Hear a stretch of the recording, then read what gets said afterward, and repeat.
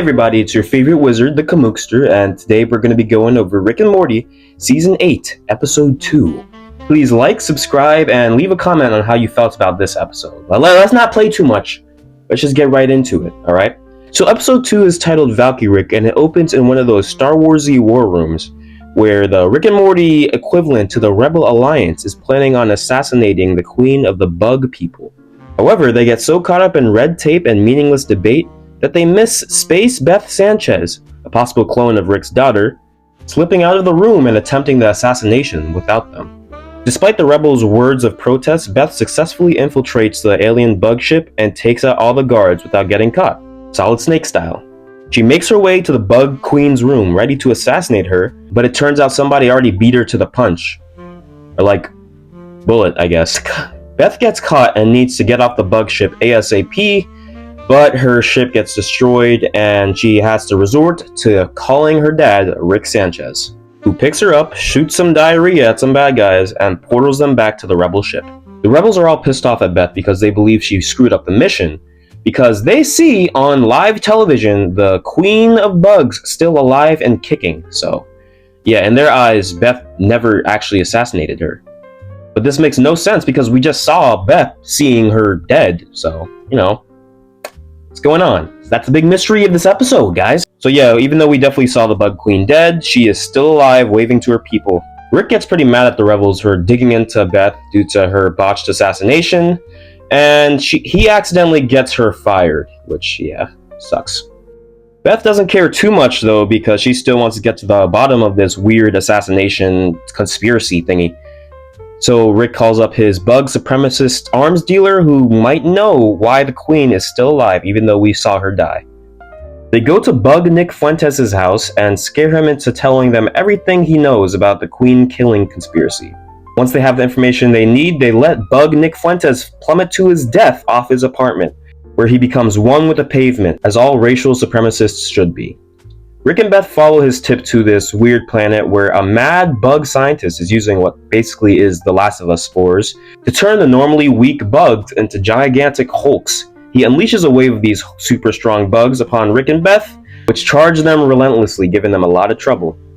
And in all the fighting and confusion, the bug scientist manages to slip away.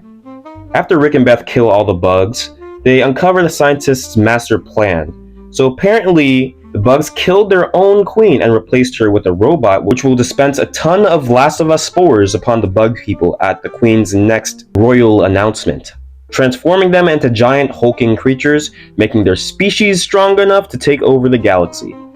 Obviously, Rick and Beth won't let this happen, so they decide to come up with a plan.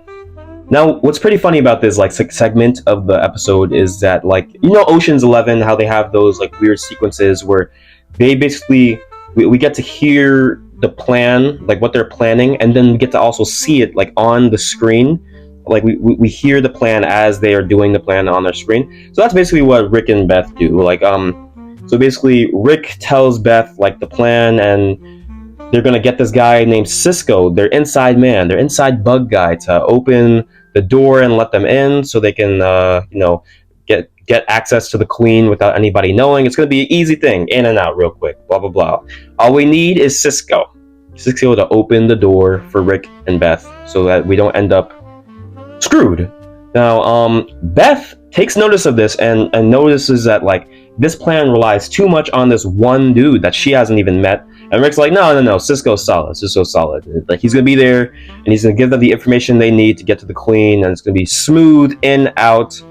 No guns are gonna go off. That all goes to shit because Cisco does not show up. And they end up getting chased around Bug Planet, trying to survive an entire planet against them, essentially. And it's all because Cisco didn't show up, just like Beth predicted. But yeah, despite this setback, Rick and Beth managed to fight through the planet and get to the Queen, getting rid of her, and get access to the Queen, getting rid of her, and preventing the planet from being consumed by the spores and turning everyone into gigantic monsters. However, in doing so, this disease evolves and becomes transmittable to humans. Beth gets infected and Rick rushes her to a bug military hospital looking for people and equipment capable of healing her. Rick, Beth, and the bugs have a standoff. However, due to the uncovering of a spore hive in the planet of the bugs' core, capable of turning everyone into hulking monsters, Rick and the bugs form an alliance. Bug guy in charge, I'm going to call him General Bug Guy, gives Rick a ton of test subjects, and Rick eventually finds a cure after like killing half of them, and gives it to Beth.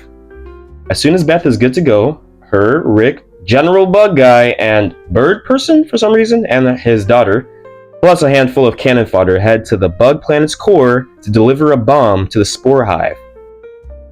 TLDR, they fight their way to the hive, deliver the bomb, Bird Daughter tweaks the fuck out, and they successfully destroy all the spores, saving the bug planet's people and getting a Star Wars-style medal ceremony. And we get an interesting post-credit scene where Cisco turns out to have a drug problem, and that's why he's late. And this is being enabled by his sexy girlfriend. More drugs? Yes, please. Worth. Okay, reviews over commentary portion. Okay, so basically I don't like how the scientist died. Like, I mean, I guess it's supposed to be funny, but like, come on, it could be funny and dramatic, and like, you know, a little bit more entertaining. Like, the scientist shows up at the end, the scientist that like made this weird fungus thing. He shows up riding this gigantic bug, like huge Godzilla ass bug, and he just gets impaled on that bug's horn, and it's played for laughs. I mean, it's kind of funny, but I'm just like sitting there like, all right. I mean, I feel like we could have made that a little bit more interesting, but you know, it's fine. I think this was a very good episode. Very good episode. I think it shows that Rick is trying to be a better father to Space Beth. It shows that Rick is trying to be a better father to his daughter, Space Beth. And it shows through what he does, like through him trying to defend her from the Rebel Alliance, through him deciding to infect himself with the fungus and then cure himself with the cure he made, just to make 100% sure that it worked on mammals as well as bugs. And it just shows that he cares. He's trying to have a good time. In his little conversations with Bird Person and Bird Person's daughter, he shows that like he's trying to parent well and make sure that his daughter, even though they are fighting like an army of gigantic juicers, he just wants her to have fun at the end of the day. And yeah, Bird Person showing up here was not really expected, but you know, it's welcome. It's welcome. His daughter's kind of like a fucking tweaker. It's like she geeking out like the whole time, tearing people's heads off and shit. But you know, I'm here for it, I guess. You know, it's pretty good.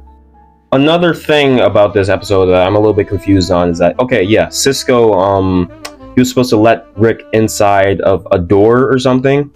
Like, why couldn't Rick just portal through it, right? Like, couldn't he just like make a portal to the other side of that door? Like, why did you need Cisco? Like, sure, okay, he needed some codes from Cisco or whatever the fuck, but like, other than that, like, couldn't you have just emailed it or some shit? You know, like space email.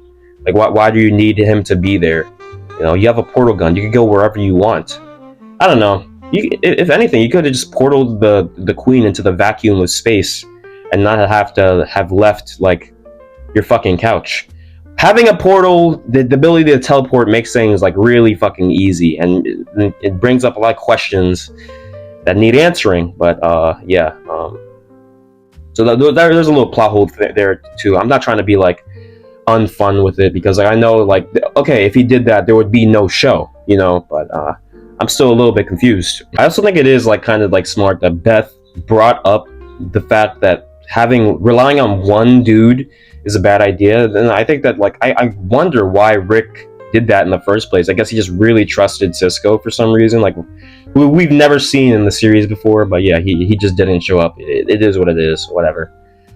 I'd appreciate more like Rick and Morty in my Rick and Morty. Like, okay, first episode we don't get Morty. That's not Morty. That's like aged up Morty. You know, that's a version of him that's been through the Matrix for 17 years. So that's not him. Second episode, like, it's just Rick and Beth. Like, Morty and Summer don't even show up. So yeah, we haven't even gotten the dynamic of Rick and Morty. Not until episode 3, which is about to be a Citadel episode. That's going to be pretty interesting. But yeah, it was fun. I liked this episode. It was pretty fun. pretty interesting. I think it has its very funny moments, like with the Ocean's 11 sequence thing gone wrong. So yeah, I think it's a good episode. We're gonna be covering the next one next week, and please like, subscribe, and I love you. Hold on. Stay scheming or keep dreaming. Have a good day. Ephesians chapter 4, verse 2 through 3. Be completely humble and gentle. Be patient, bearing with one another in love.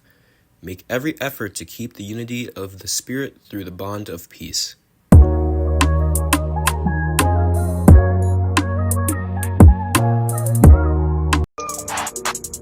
me the hot dog! Give me the hot dog!